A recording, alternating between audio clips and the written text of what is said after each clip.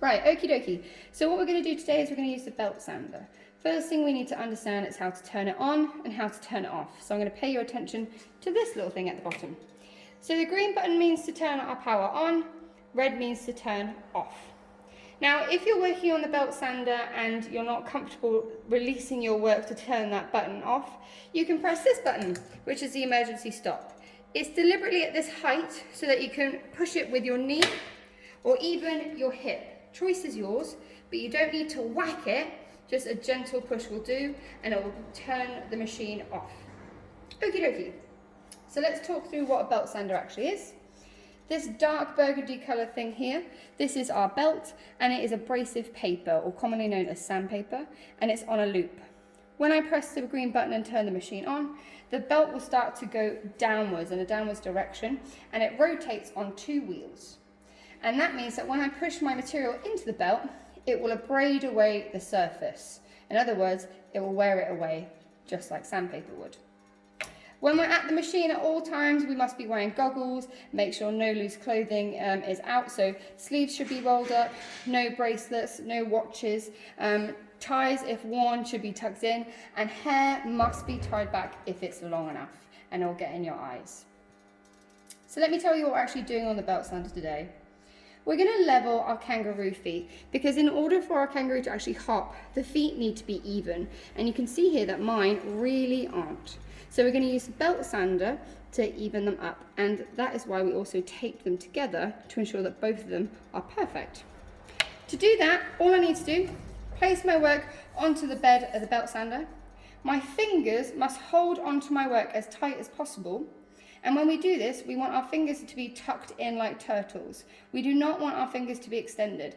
If our fingers are extended and we're working and someone accidentally knocks into us, we're more likely to go into the belt. Whereas, if our fingers are tucked in like turtles, we're less likely to go into the belt. Okay? So fingers must always be tucked in like turtles, and your thumbs will go onto the edges of your material or your product, and that will help to push your work into the belt. Your fingertips will help to bring it back. So before you turn the belt on, just get comfortable with holding your work into position, make sure you get a good grip, and just have a couple practices of pushing it into the belt, holding it for 1 Mississippi, and then bringing it back nice and safely. If you have any concerns about doing this, just ask your teacher for help, or you can ask a confident student for a little bit of support. Moving on to the actual abrading. So like I said, hold our work comfortably. We're going to move our kangaroo feet towards the belt sander, and we're just going to touch the belt sander ever so lightly.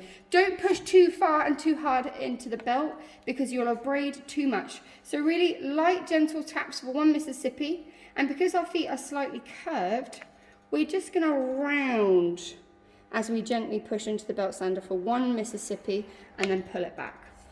There is a line on our bed, and this indicates that our fingers should never go over that line. Okay, so you've got to do your bestest job not to put your fingertips over that line. That's just there to help protect you. So I'm going to turn the belt sander on. I'm going to show you what I mean. It is awfully loud, so apologies for the noise. So I'm going to press the green button. First, I'm going to eject the emergency stop, which I pushed earlier.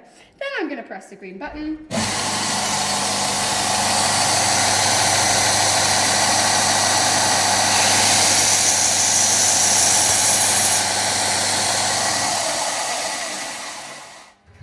So I held that work there for 1 Mississippi. I clearly haven't done the job yet. That is absolutely fine, because what you need to get into the habit of doing is holding your work against the belt for 1 Mississippi, bringing it back and assessing it, so checking it, just to make sure that you haven't gone over your line, because the aim of the game is to abrade up to the line, not under it. So let's try that again. Green button.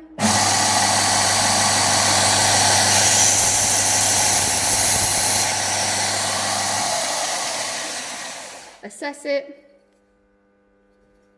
a little bit more.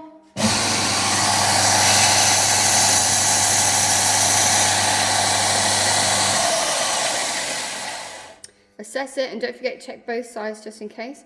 But although I've got a saw mark there, my feet are beautifully level, and I'd rather go up to the line than under it, so I'm going to leave it there.